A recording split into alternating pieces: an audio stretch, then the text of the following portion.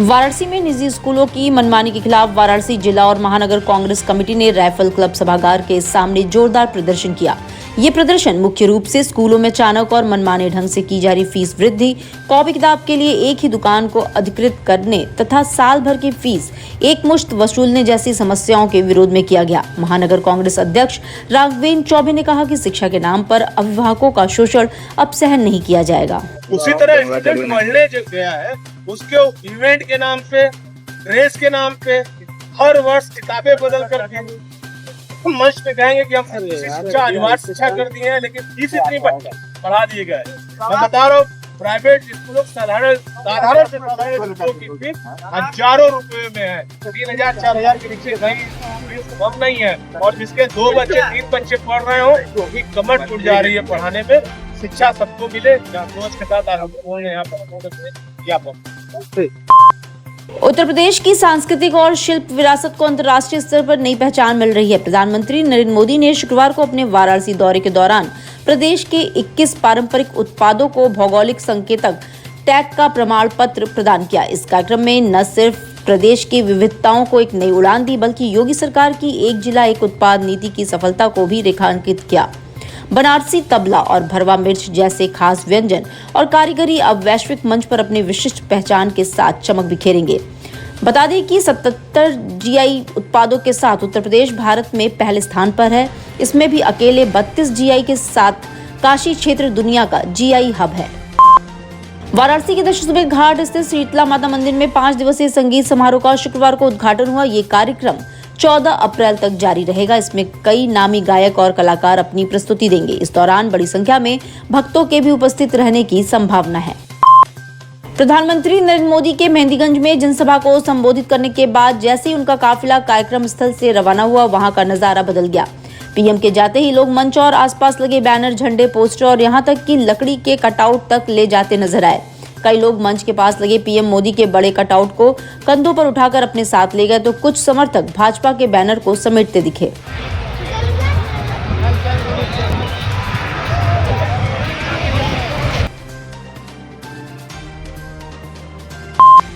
BHU के राजपुताना छात्रावास स्थित ऐतिहासिक गुरुद्वारे ने इस वर्ष भी बैसाखी पर्व की पारंपरिक धूमधाम से शुरुआत हुई।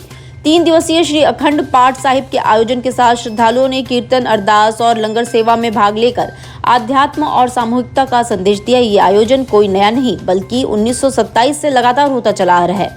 भारत रत्न महामना पंडित मदन मोहन मालवीय द्वारा 1916 में स्थापित बीएचयू के निर्माण काल से ही इस गुरुद्वारे की स्थापना की गई थी। हम तो 6:30 से 7:30 बजे पूरा स्टाफ और बीएचयू के स्टूडेंट्स मिलकर पूजा करते हैं और उसके बाद यहाँ पे हर त्यौहार पे सब लोग इकट्ठा होते हैं, लंगर चलता है और रविवार को भी यहाँ पे हम लोग लंगर चलाते हैं, संगत आती है और यहाँ एक अलग प्रकार की स्पिरिचुअलिटी का माहौल रहता है जिससे कि सब बहुत बेनिफिटेड होते हैं। और यहाँ पे अभी अखंड पाठ साहब का प्रारंभ किया गया है।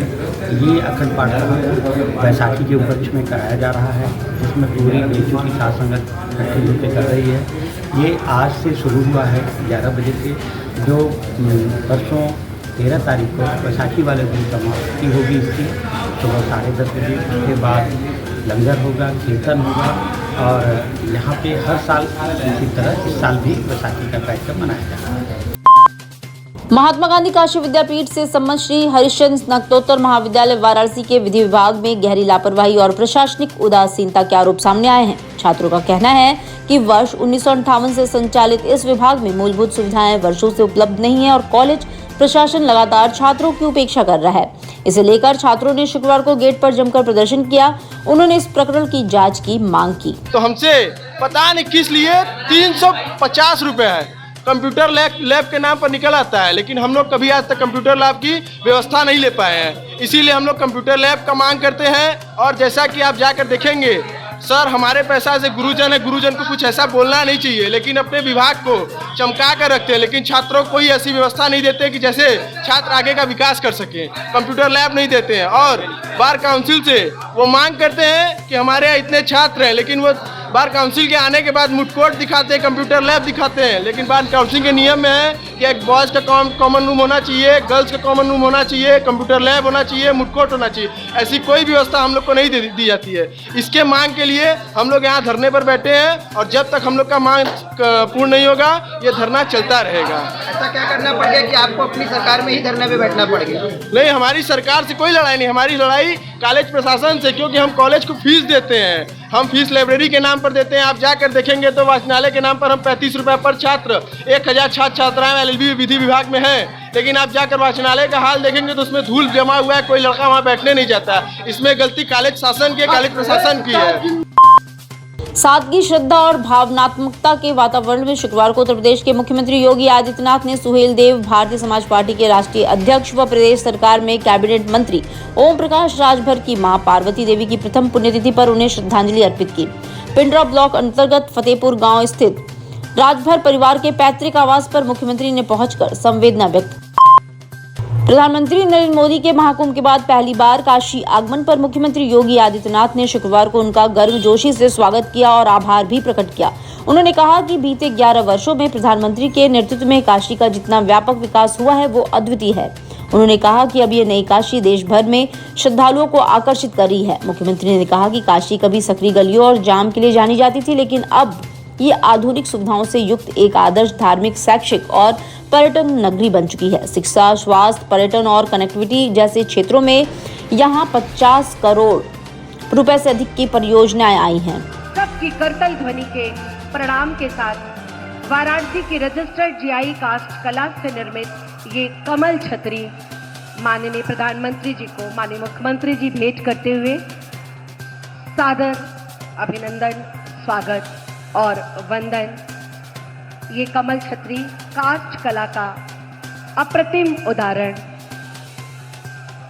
बहुत बहुत धन्यवाद माननीय मुख्यमंत्री जी, माननीय प्रधानमंत्री जी से उनका स्थान ग्रहण करने का अनुरोध। और अब मैं बड़े ही आदर से अनुरोध करती हूँ माननीय मुख्यमंत्री जी से कि वो आए और हम सब के बीच में माननीय प्रधानमंत्री जी का स्वागत करें, अभिनंदन करें। भारत माता की, भारत माता की, भारत माता की।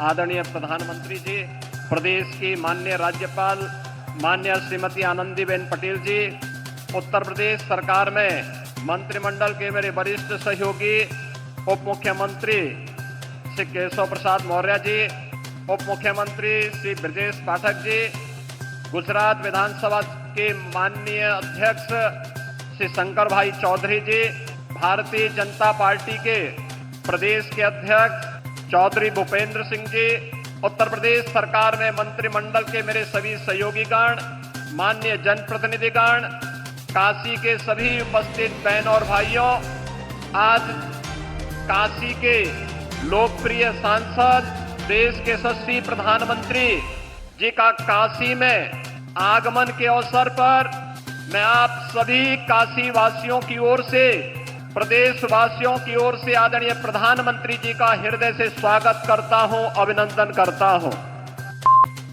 50वें दौरे पर अपने संसदीय क्षेत्र पहुंचे नरेंद्र मोदी ने एयरपोर्ट पर उतरते ही वाराणसी के पुलिस कमिश्नर, मंडलायुक्त और जिलाधिकारी से शहर में कुछ दिन पहले घटित हुए गैंगरेप की घटना के बारे में विस्तार से जानकारी ली। इस दौरान पुलिस कमिश्नर ने दर्ज मुकदमे, आरोपियों की गिरफ्तारी और जांच में सामने आए तथ्यों से अवगत कराया। पीएम ने अधिकारियों को सभी दोषियों को चिन्हित करते हुए उन पर कड़ी से कड़ी कार्रवाई करने हेतु निर्देशित किया। प्रधानमंत्री नरेंद्र मोदी शुक्रवार को 50वें दौरे पर अपने संसदीय क्षेत्र पहुंचे। इस ऐतिहासिक मौके पर उन्होंने रिमोट का बटन दबाकर काशी समेत पूर्वांचल के विकास को नई दिशा देने वाले कुल 3884 करोड़ रुपए की 44 परियोजनाओं का लोकार्पण और शिलान्यास किया। पीएम मोदी की जनसभा में 50,000 से ज्यादा लोगों की भीड़ उमड़ी रही। प्रधानमंत्री मोदी ने 3 GI उत्पादों को प्रमाण पत्र और 70 वर्ष से अधिक आयु के 3 बुजुर्गों को आयुष्मान कार्ड दिया। पीएम के हाथों प्रमाण पत्र पाकर लोगों के चेहरे खिल उठे। इसी का परिणाम है आयुष्मान वय वंदना योजना। ये योजना बुजुर्गों के इलाज के साथ ही उनके सम्मान के लिए अब हर परिवार के 70 वर्ष से ऊपर के बुजुर्ग, चाहे उनकी आय कुछ भी हो,